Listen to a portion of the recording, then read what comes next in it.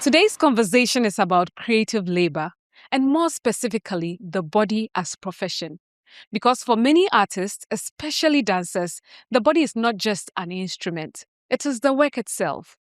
So, what does it truly take to build a life and a livelihood around the body? And what systems exist or fail to exist to support that choice?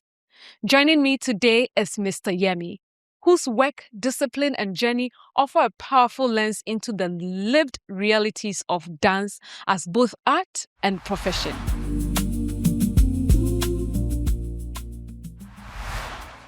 Mr. Yemi, you are welcome. Well, many people fall in love with dance, but very few, pursue it as a career or find a life around it. So, when did you first realize that this was more than a passion for you, that this could actually become your profession?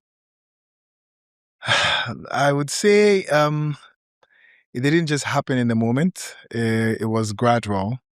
I think initially it was fun, me just showing up, having fun. And at some point I realized that, okay, it's no more just fun anymore.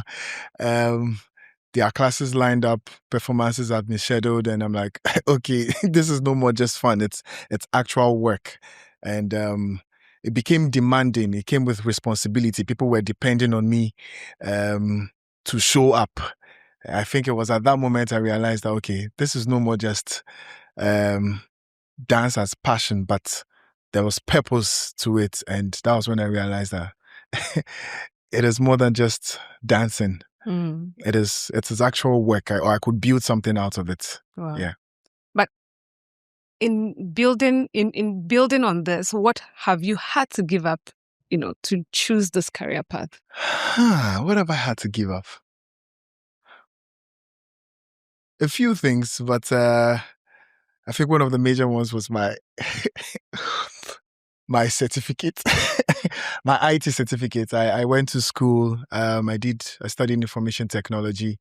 I did a first degree. I didn't finish industrial mathematics, and then I moved to information technology, and I was all about IT. And it was part of the plan. Like this was what I was going to do. But when I was in school, university, studying IT, I started dancing. I mean, I had been dancing, but then I started teaching dance. And at the time, it was just a means to an end. It's like, I just want to be able to make something to pay my school fees or like fend for myself. But as I continued, I realized that no, there's more to this. I'm really invested in this. And I'm like, okay, then if what is going to mean is giving up my 4 years of information technology, then why not? And I think, yeah, that was it. And that's how it happened for me. All right. I mean, listening to you, you spoke about how, yes, you were dancing. It was fun of it, for the joy of it. But then the reality set in for you when you realized, okay, I need to take care of some things. And so I need to start looking at how this can maybe pay me or how I can, get value, monetary value, if you can say that, for what I do or for what I give out. Now, what was that moment for you when you understood the true cost of choosing this path? We are talking about emotional cost here, and we're also talking about the physical cost here, because dance, comes with a lot of physicality. Yeah. I think it was the moment where I realized that my body and soul is telling me, you're tired, don't go. But I have like classes lined up. I have students waiting for me to come in to teach. I have performances, scheduled. People are waiting. That's when I realized that no, it is no more about me. And for emotionally, I would say the constant pressure of having to prove that what I do is valuable to people who don't really understand it. That is really emotionally draining, and yeah, these are some of the things I've had to go through, and it's a big sacrifice, I would say, on my path. I feel there's a big sacrifice that I've had to make, and I'm enjoying it so far. Well, it's I'm happy to hear that you're enjoying it so far because, yes, especially in the arts and also for the reason for Artfluence, is to let people see the value in the arts and what the arts gives. That it's beyond the 30 seconds TikTok videos that people see of dance. There's more to Yes, it. exactly. So, now, dance demands a different kind of relationship with the self. Yeah. So it's not just about creativity. It's also it's about control. It's about discipline. It's about consistency. So I'm curious to know, how would you describe the relationship between discipline and freedom in dance? If I can say, I would say discipline is what gives the freedom. Discipline is what gives the freedom. The minute you know that, okay, I need to wake up at this time, I need to get to work, I need to train, I need to push my body past its limits. That is what brings the minute you're able to discipline yourself, then you'll be able to express yourself, you'll be able to move freely. So I would say, I don't know if it sounds contradictory, but I think that when you are able to discipline yourself, then you are able to express yourself, and that's where the freedom comes. Right. Now, it's still on that, because from the outside, again, dance looks like freedom. It looks like, okay, you don't have any worries and all that. And also, from the inside, you see that there's a lot of structure to it. And then there's also the body that needs to go through that process. So at what point does your body stop being yours or just yours and start becoming a tool of your work? At what point does your body stop being yours?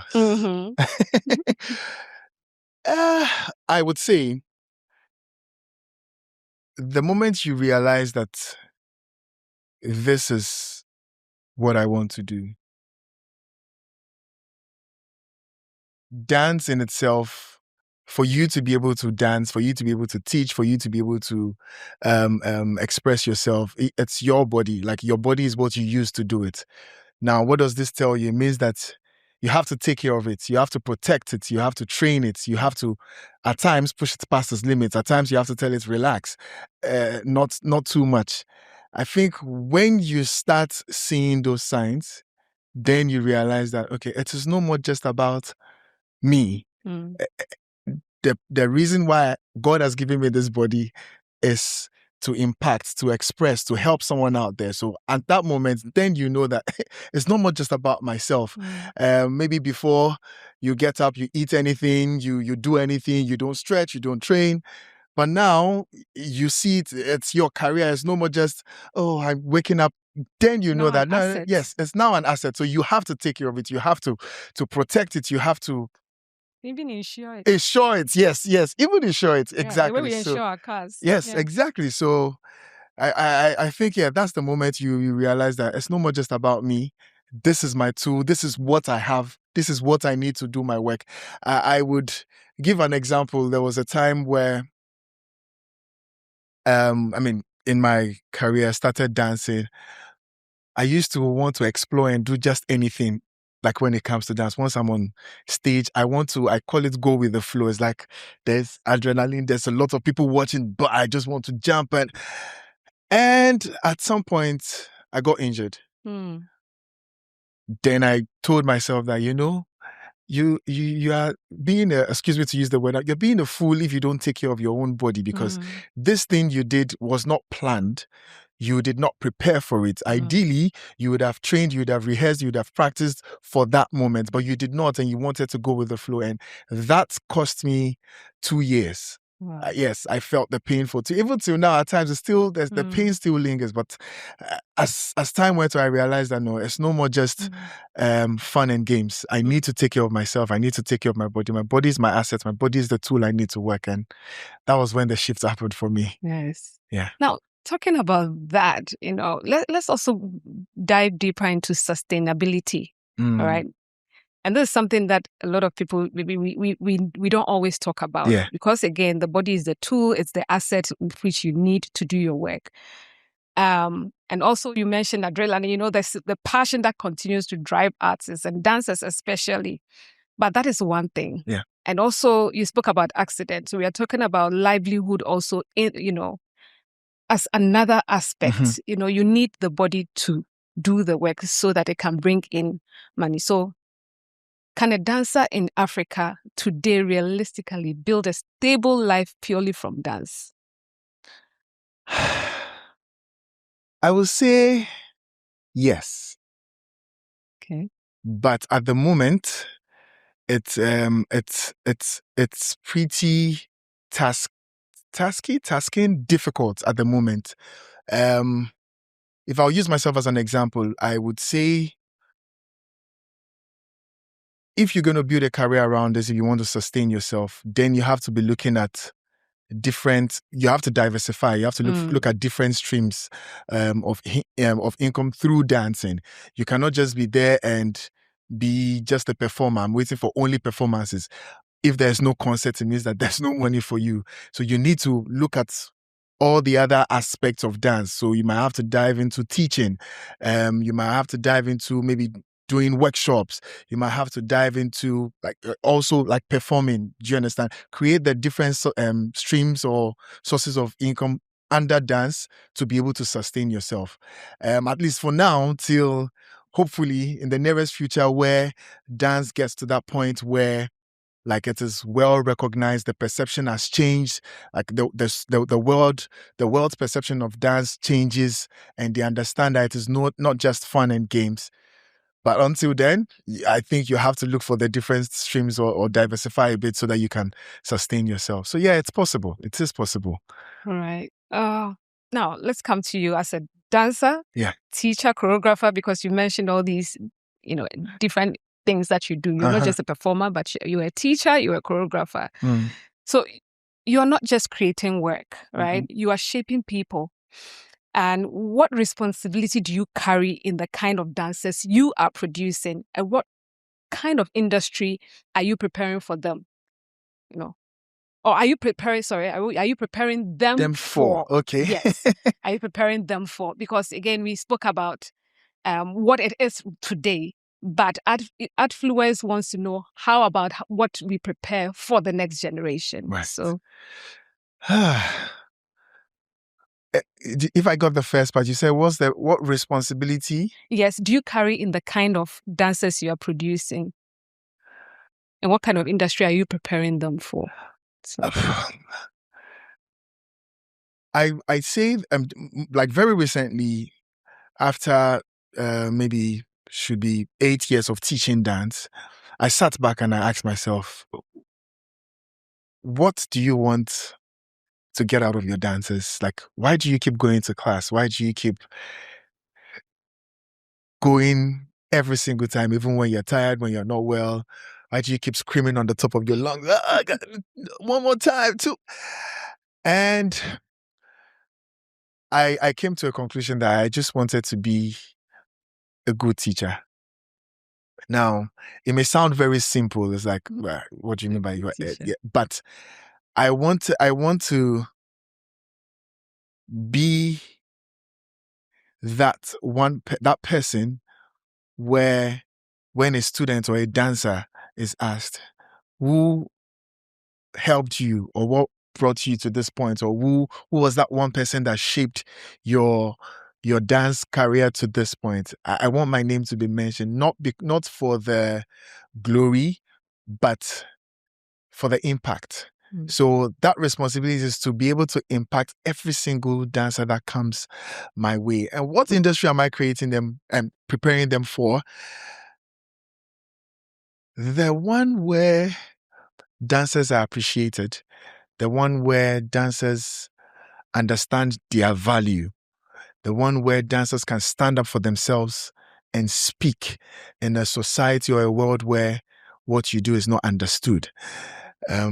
A world where, or the one where they can walk with confidence and stand in a room filled with other professions. When I say other, the ones we know, medical doctors, engineers, lawyers, and they will stand with confidence and speak boldly that this is what I do. This is my profession, and be able to, not feel inferior or have low self-esteem when they are there. So, yeah, that's my goal. That's my vision, and I don't know. I don't know how well I'm doing now, but I think I'm trying my best. Yeah.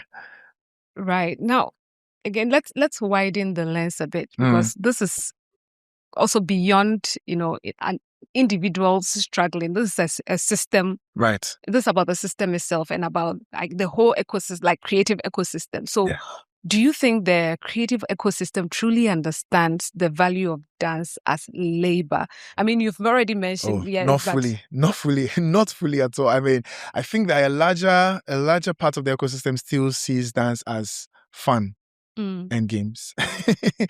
A larger part of the ecosystem still sees dance as fun, and that perception needs to change for us to see like growth or a change,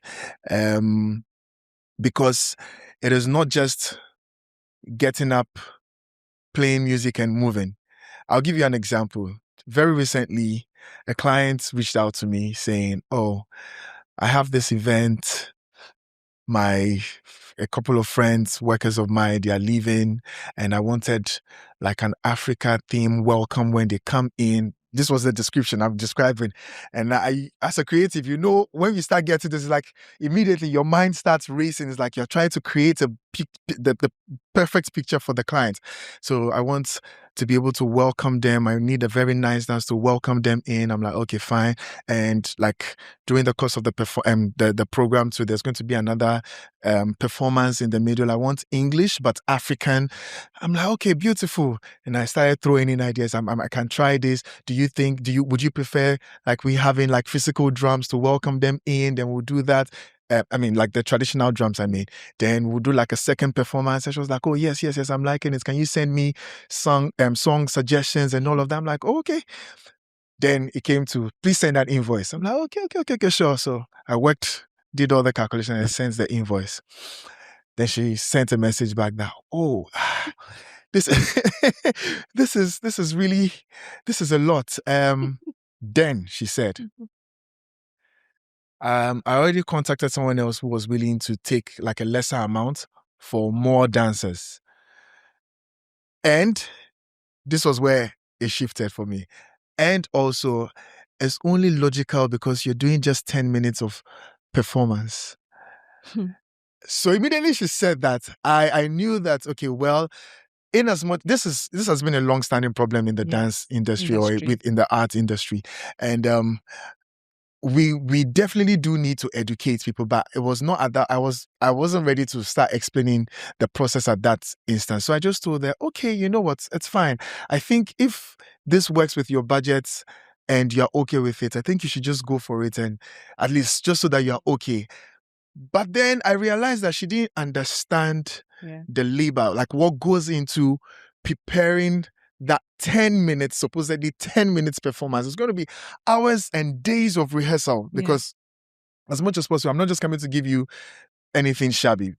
I'll have to invest my time, invest my energy, invest my effort. And you don't even know you don't really know what you want. You just have the idea, and I'm bringing that idea to life. So you are paying for not just that 10 minutes of performance, but all of that work. So a lot of people still don't understand what goes into dancing. So, and I don't want to say it's a shame.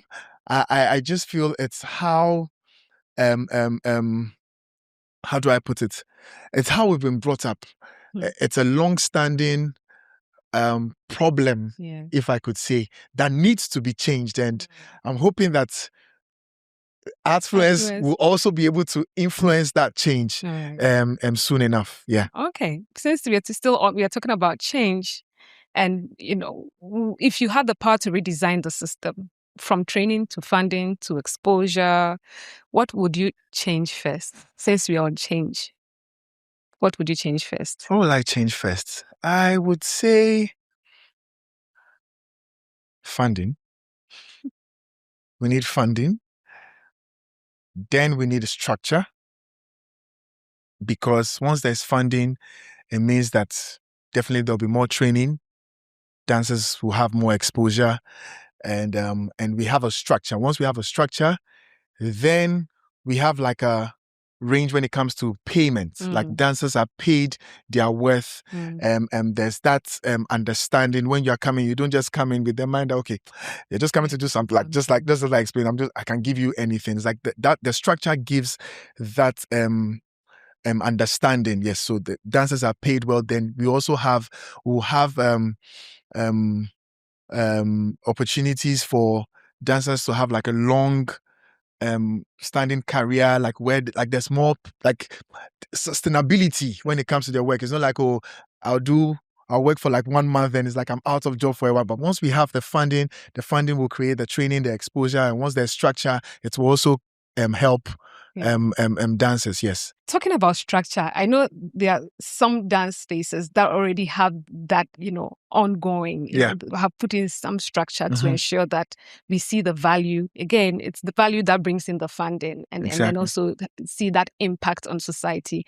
And you're already working on one, addiction. Yes. Which brings me to addiction, which you choreographed. So let's dive straight into that. What is the intention behind creating addiction? Addiction is a very big and heavy topic. And creative process, I realized that I didn't just want people to come into the space or to the auditorium or cinema to have fun, like just be happy. Like they see movement and it's like, oh, this is good. I wanted people to feel it. Addiction in itself, it's usually easily judged from the outside, but people don't really understand the struggle the addicts go through within. And that was my goal. I wanted people to be able to come in there to understand or feel the struggle people feel, the lack of control, the the vulnerability. I mean, I wanted them to see or like to understand, to feel it. It wasn't just about you coming to see like very lovely movements. That was what I wanted, and that was my aim. And we've had the opportunity to stage it a number of times, and I left they're very happy because at the end of every show we've done so far, we've had Q&As, and the testimonies people were moved to tears for some of the shows, and I knew that yes, I was able to achieve what I wanted, and it's been a total blessing for me. Yeah. Right.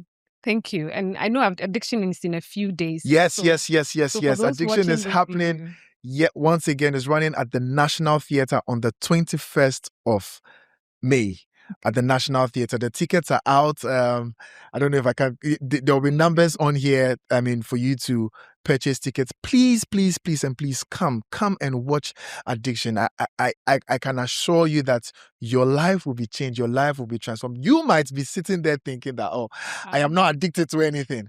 When you come, you will realize that I am actually addicted. So I would like to invite everyone to come in and support the art, and come buy tickets, purchase tickets, invite your friends, family, let them all come in to see Addiction. All right. Thank you so much, Mr. Yemi. And finally, let's look ahead, because the next generation is watching this. So I want to ask this very directly. What needs to shift?